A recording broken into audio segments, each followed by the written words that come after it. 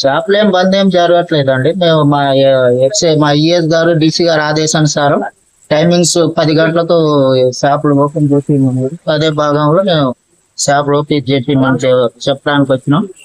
ఇంతకుముందు ఎమ్మెల్యే గారు 1 గంటకు దిమ్మని చెప్పారంట. అయితే మేము మా ఈఎస్ డీసీ గారికి కూడా వాళ్ళ దృష్టికి తీసుకెళ్ళటం జరిగింది.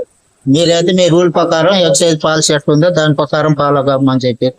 అందులో నిన్న ఏదో చిన్న ఇష్యూ అయిందంటే మేము ఇక మా ఐఎస్ డీసీ గారు మమ్మల్ని ఎన్ఫోర్స్మెంట్ వాళ్ళను కూడా జీటీఎఫ్ వాళ్ళను కూడా పంపించడం జరిగింది. అందుబాటులో ఉండి వాళ్ళ దగ్గర ఉండి తీపిమని చెప్పి అందులో భాగంగా మేము రావటం జరిగింది. మేము మా పై అధికారుల ఆదేశానుసారం మేము వాళ్ళకి సెక్యూరిటీ చేయడానికి రావడం జరిగింది.